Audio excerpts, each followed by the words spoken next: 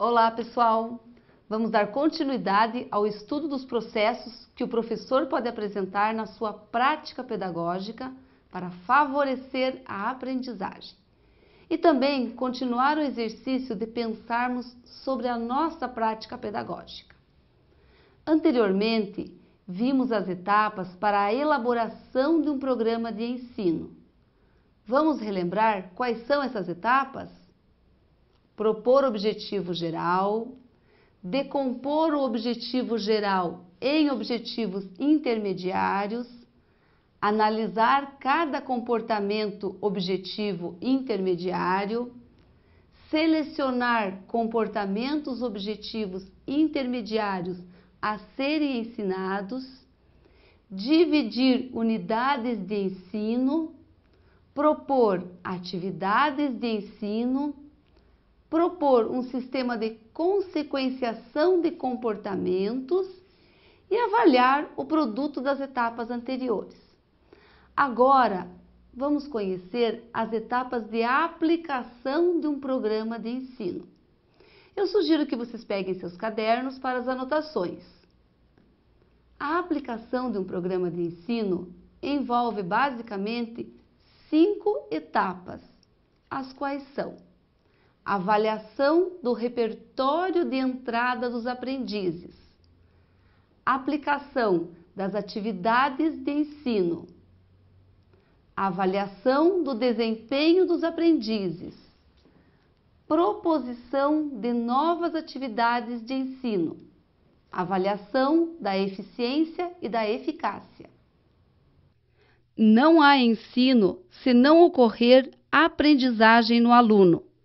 Estamos considerando o conceito de aprendizagem como a apresentação de um comportamento novo, que até o momento não fazia parte do repertório do aprendiz. Isso significa que, se o professor propor como objetivo de ensino um comportamento que os alunos já são capazes de apresentar, não podemos dizer que aprenderam. Vamos tomar nota das principais características da etapa de aplicação do programa de ensino. Iniciemos conhecendo como se faz a avaliação do repertório de entrada dos aprendizes. Para se fazer esta avaliação, não existem regras fixas, principalmente devido às diferenças entre os possíveis comportamentos a serem ensinados. Ao caracterizar o repertório do aprendiz, o professor identifica o repertório de entrada do aluno em relação ao comportamento que ele vai ensinar. Ao conhecer os comportamentos que os alunos já são capazes de apresentar, o professor identifica quais comportamentos intermediários propostos como objetivos os estudantes já aprenderam. A partir disso, pode avaliar quais, entre todos os comportamentos intermediários de ensino propostos, necessitam ser ensinados. Vejamos 2 exemplos de avaliação do repertório de entrada do aprendiz. Na primeira imagem, temos um pai ensinando seu filho a andar de bicicleta.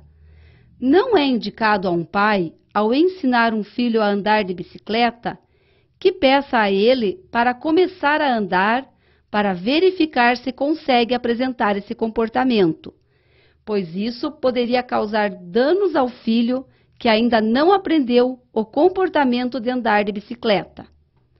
Na segunda imagem, vemos um professor realizando um ditado. Neste caso, é interessante que o professor faça um ditado aos seus alunos para avaliar que tipo de palavras ele tem dificuldade de escrever, antes de selecionar os objetivos de ensino propostos relacionados à escrita de novas palavras. Isto nos mostra que, dependendo das características dos comportamentos a serem ensinados, o professor planeja a maneira mais adequada de avaliar o repertório de entrada dos aprendizes. Continuando nossas etapas de aplicação de um programa de ensino, Vamos agora conhecer em que consiste a aplicação de atividades de ensino. Tal processo envolve aquilo que mais diretamente é entendido por ensinar no senso comum. Porém, você já sabe que ensinar é muito mais que apenas aplicar atividades. Ensinar envolve a identificação de situações com as quais o aprendiz irá lidar. Envolve todo o planejamento do que precisa ser ensinado, entre outras etapas básicas. Interessante isso, não é mesmo?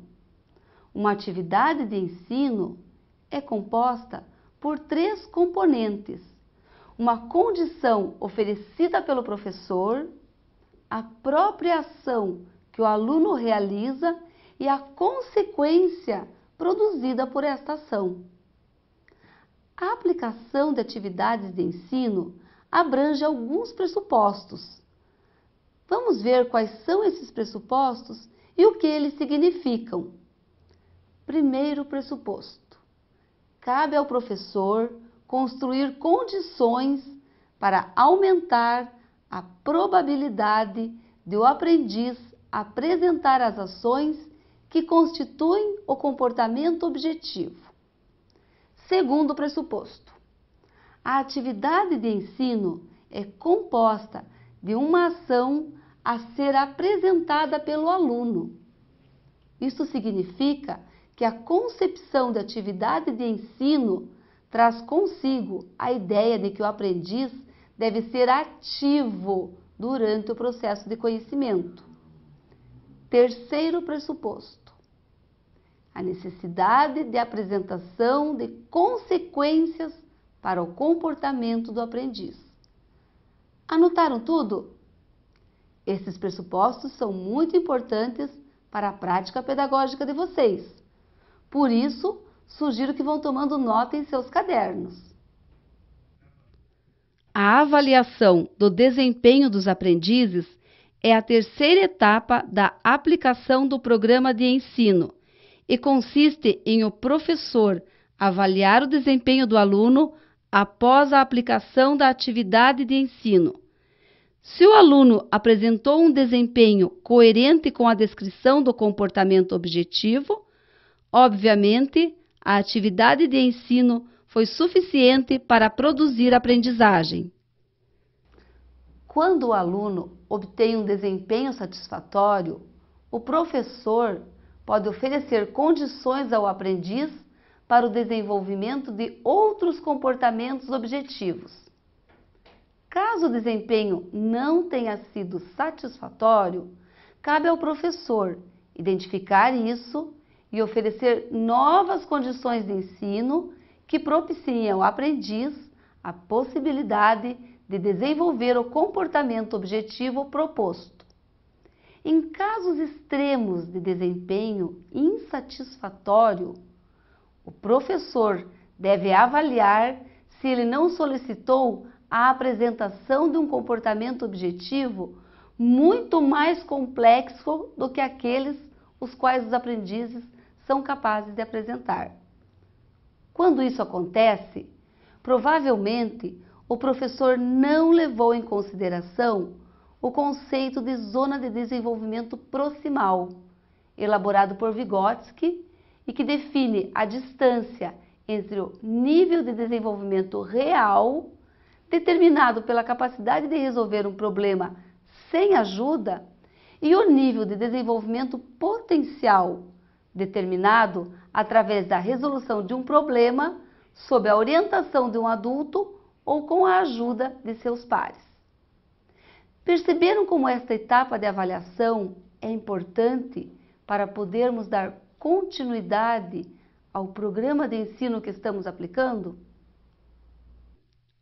Olhando para esta imagem, vamos relembrar o que vimos até aqui nesta aula. Estamos falando das etapas de aplicação de um programa de ensino. A primeira etapa diz respeito à avaliação do repertório de entrada do aprendiz, ou seja, o professor deve verificar o que o aluno já sabe, Na segunda etapa, o professor vai aplicar as atividades de ensino propostas em seu programa.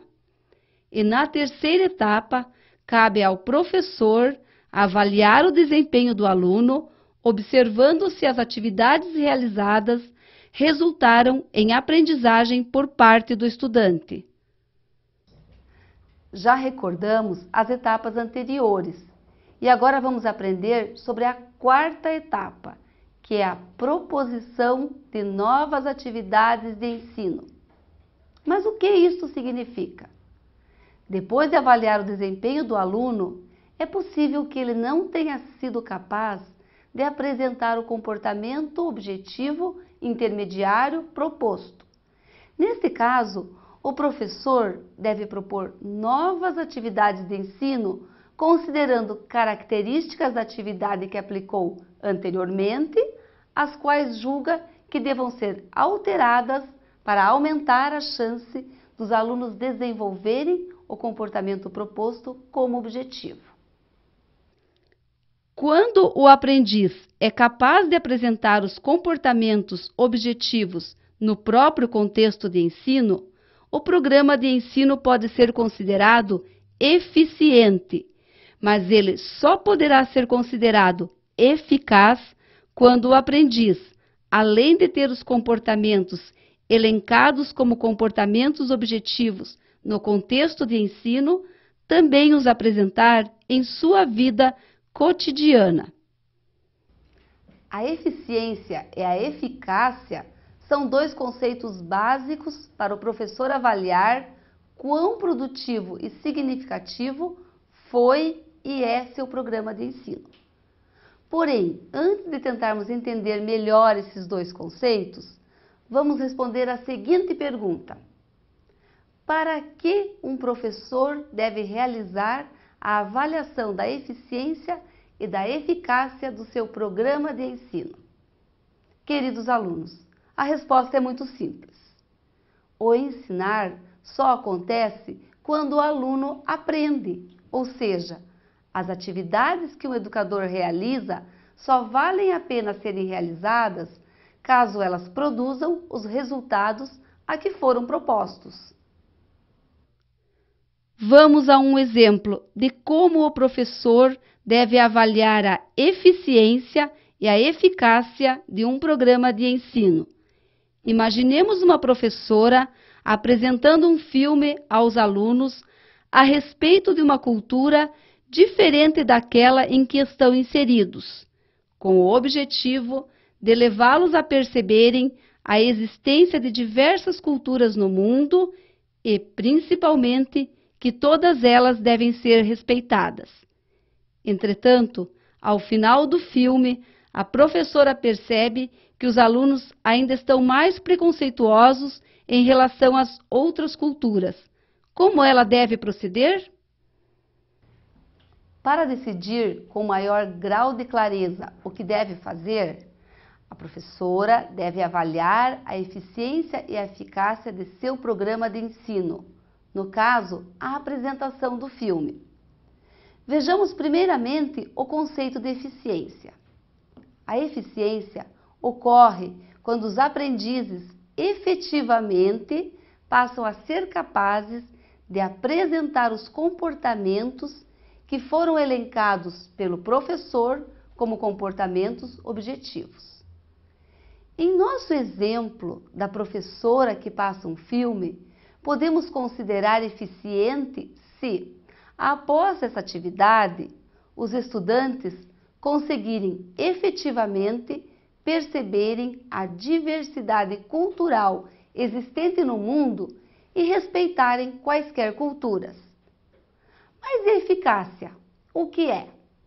A avaliação da eficácia de um programa de ensino vai mais longe. Avaliar a eficácia significa avaliar se o aprendiz consegue apresentar o comportamento objetivo em sua vida cotidiana. E se ao apresentar em sua vida cotidiana esses comportamentos objetivos, ele realmente consegue viabilizar a transformação da situação problema em uma direção mais significativa. Encerrando nossa aula de hoje, vamos reforçar por que é importante a avaliação da eficiência e da eficácia de um programa de ensino. Conforme eu já falei anteriormente para vocês, ela se faz necessária e é importante porque todas as atividades que um professor ou educador realizam só valem a pena serem realizadas caso elas produzam os resultados a que foram propostos. Espero que tenham gostado desta aula e aproveitado os conhecimentos repassados. Lembrem que vocês podem encontrar mais explicações sobre este assunto no livro da disciplina de Psicologia da Educação. Um grande abraço a todos!